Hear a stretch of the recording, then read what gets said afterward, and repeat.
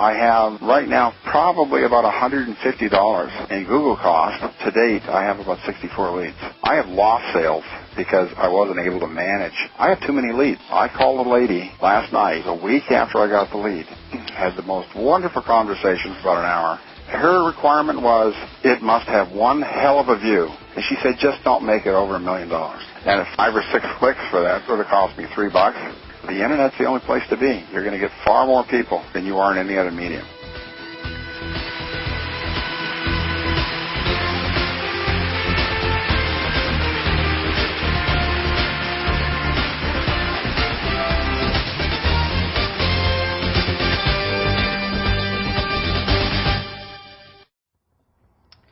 Okay, back to the listing presentation.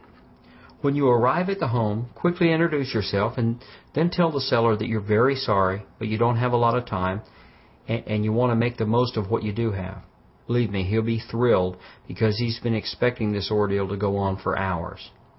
Now, let's hope you get lucky and he says, I'm talking to Agent X and he says he'll list the house for 5%. How much do you charge?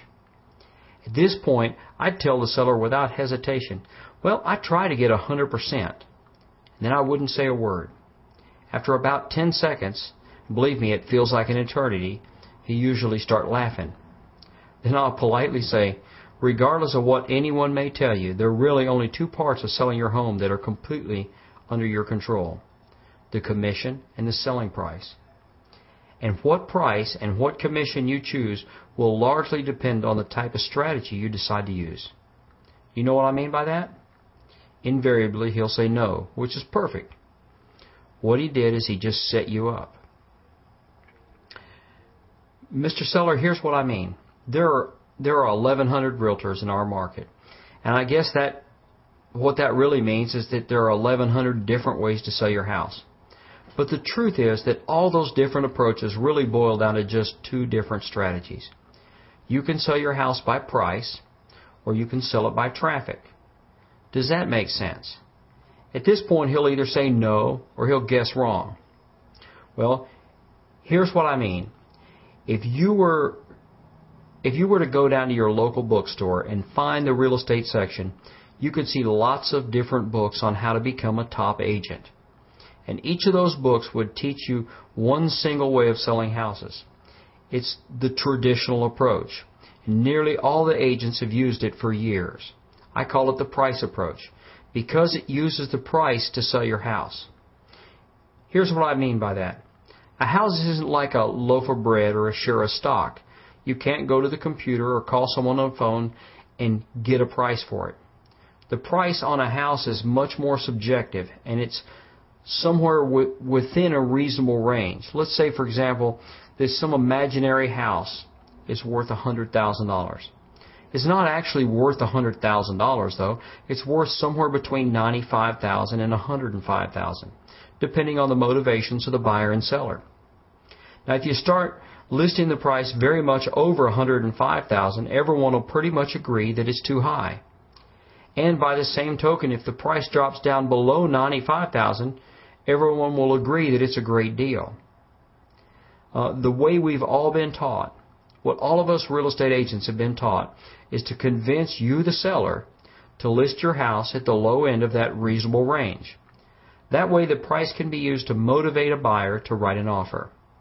If the home doesn't sell in a month or so, we're supposed to go back to you and ask you to reduce the price, telling you that the market has spoken and that your house must not be worth as much as you thought. Then you agree to reduce the price and we wait. In another month, if the house still doesn't sell, we reduce the price again. And eventually we'll suck in some bottom feeder who will be happy to steal your house. Now, there's nothing wrong with this approach, and it'll definitely sell your house. It'll do it every time, but it's an expensive way to go about it. This is when I generally pause for effect and then I say, but what I'd do if I were you is I'd use another approach, or what I call the traffic approach. If it were my house, we'd raise the price about 10% to $105,000. Then we'd set aside about 2% to use as a bribe.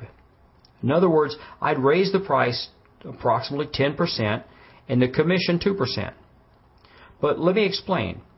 If we were to look in the MLS right now, you'd find about 300 or so homes with more or less the same size and features as your home.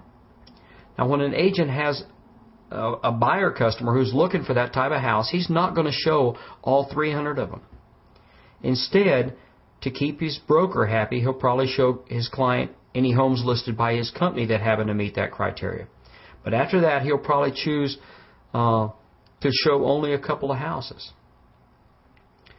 What this strategy will do is it will ensure that your home gets put on that show list. That's all it'll do, but it's enough. Here's why. I don't know of any agent who'd try to talk his customer into buying a house that wasn't right for him, simply to make a higher commission. But on the other hand, I don't know of any agent who wouldn't hope that his client chose a home that paid better. Realtors are just regular people, and if they can make more money doing the same amount of work representing their clients, you can bet they will. You remember the movie Field of Dreams? The famous line in the movie was, "If you build it, they'll come." Well, in real estate, if you bribe them, they will come.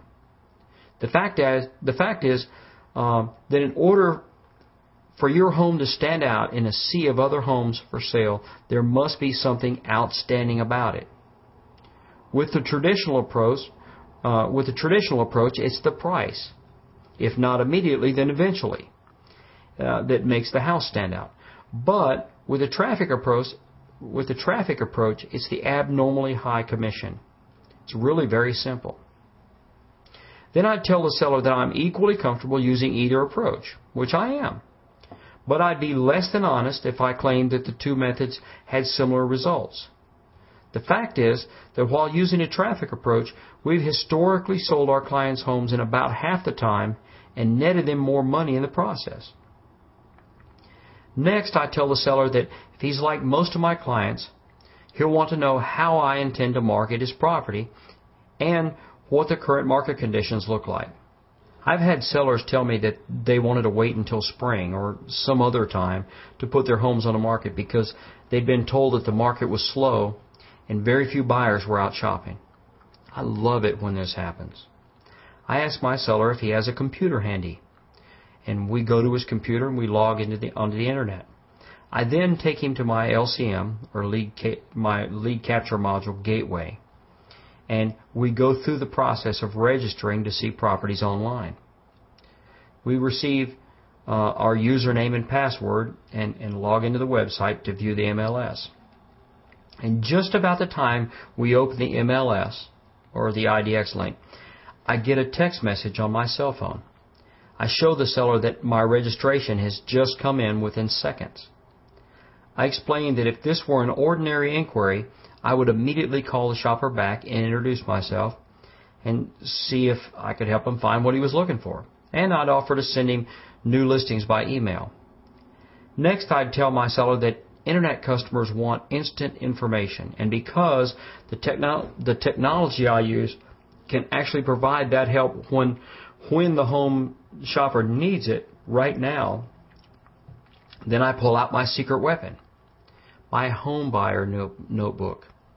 In it, I have the names of all the Internet customers who've come through my lead capture gateway in the past 3 months. Each customer is neatly printed on a page by itself, complete with his name, 2 phone numbers, his email address, price range, his credit rating, the amount of down payment he has available, and the amount of mortgage he'll need. Each page is literally a resume for that buyer. It's very impressive. Imagine the reaction of your listing client when you show him, when you actually put into his hands the name and phone numbers of hundreds, maybe thousands of home buyers with whom your team is currently working. Your notebook is 4 inches thick, and it's page after page after page of real people who are actually right now looking for homes in your market. It's easy to convince the seller that while the process may be slow for some agents, it's anything but slow for your team. How do you think your customer will react? Well, I'll tell you how. He'll stand there looking at your homebuyer notebook in disbelief, except for the fact that he just saw your system work. And in his heart, he knows it works, and he knows instantly that nobody can do a better job selling his house. All he says is, "Where do I sign?" Finally, I'd tell the seller about some cases where I've used the traffic approach and had great results. Remember, Jesus taught in parables. Why? Because people love stories. A story can take the vaguest idea and make it imaginable by making it real. Here are a few of my favorite stories that I've used countless times in the past. Through my website, a client who was a licensed broker in Boone, North Carolina, approached me one day last year. His parents had passed away, and because of his real estate experience, his siblings had chosen him to help sell the family home. So he called the largest company in our market, which happened to be Coldwell Banker. And he listed the home for $64,900. And over the course of 2 years, Coldwell systematically reduced the price to $59,900. But even though it was a very nice little house, the seller hadn't received a single offer on it during the course of the listing contracts. When I explained my idea to the broker, the owner of the house, I could see the light come on in his mind. As an agent, he intuitively knew that this approach would work. So at my suggestion, we raised the price to $70,000, and we raised the commission from 6% to 8%. The co-op was half. Well, within a month, we had received 3 offers. The first 2 we turned down, but the third was a full offer, and we accepted it. Okay, still we had one more hurdle to get past. The appraisal had to support the sale price. As it turns out, the appraisal came in short. It was a VA appraisal, and it came in short. My client had to sell the home for $69,500 and do some minor repairs that amounted to less than $600. And he probably would have had to do those same repairs regardless of the price he sold at. So, after raising the price $10,100 and then paying an extra $1,390, the 2% extra commission, my client netted $8,210 more money and got the absolute top dollar for his childhood home. Even more importantly, we accomplished in under 90 days what he'd failed to do in 2 full years. We got offers, and we were able to command the maximum price because of the traffic generated by the higher commission. Was he happy? He was ecstatic, and so was I. Here's another story you'll love. Again, I had a client approach me through my website. Are you noticing a trend here? This fellow was very frustrated because he'd bought a brand new home, closed on it, and was having to make 2 house payments every month. He tried to sell the home for sale by owner. And as a FSBO, although he'd shown it a lot, no offers had materialized. Then he listed it with a local brokerage, but the home received no offers and had very few showings. After the listing expired, I went to see him and showed him my approach, and he decided to try it. We raised the price from $79,900 to $86,000. Immediately had a surge of showing traffic, and in exactly 7 days sold the home for the full $86,000. As in the previous story, we then anxiously waited for the appraisal, but this time it went through without a hitch. To this day, my client thinks I'm a genius and sends me business every chance he gets. So let's do the math on this one. The additional commission cost him $1,720. The additional price he was able to command was $6,100, and his net benefit was $4,380, or over 5% more money. Best of all, the house sold almost immediately. I could go on and on with these stories, but I'll share just one more. This client was one of those know-it-all people. I'm sure you've had those. I approached him with both options, as I always do. His initial reaction was that he'd never heard of the traffic approach, and he was skeptical because he had a problem with the high commission. So we initially listed the home at 7%. Now, let me remind you that we're in a 6% or less market. And we waited. We had slightly better than average number of showings, but nothing outstanding and no offers for about 4 months. Eventually, though, the client began to get frustrated. Not a new thing to many of you listing agents, I'm sure. And he called me.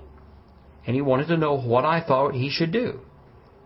He was in a hurry to sell the home, and he had a lot of equity, so he listed it for $146,000. I asked him if he remembered what I'd suggested when he first listed the house. He said, not really.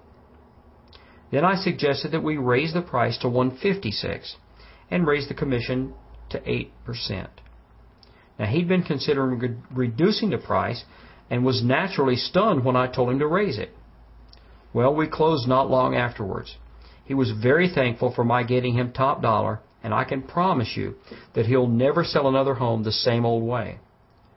Quickly looking at the math, you can see that we raised the commission 1%, or $1,560, and we commanded $10,000 more for the home and sold it almost immediately. Now, did I do anything differently in any of those cases? Absolutely not. I advertise all my listings exactly the same way and show no preferential treatment regardless of price, commission rate, or pressure from the client. What sold those homes, and many more just like them, was the commission. But it gets even better. What's the first thing we're all taught to do when a home doesn't sell? That's right, lower the price. But what I generally do is convince my client to raise the commission. We've raised the commission as high as 12% to sell a home that otherwise would have sat vacant forever. It's amazing what a lot of showing traffic will do for even the worst dog of a house. So, there you have my listing presentation, the one that's made me one of the top listing agents in the country, and it's earned my clients and me lots of money.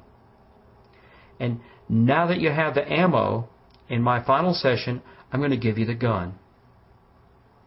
Call us today at 800-708-7705, extension 7500, and we can help you get that technology you need if you still don't have it. Again, that number is 800-708-7705, extension 7500. Or visit our website at www.favoritagent.com and check out our technology. The LCM Gateway may be the perfect solution for you if you don't have hundreds of leads every month. And we're happy to help you by answering any questions you may have. So go ahead and call us. It really is our pleasure to help. Okay, so what's next? In the next and final session, we'll help you put all the pieces together so you can become that dominant listing agent in your market.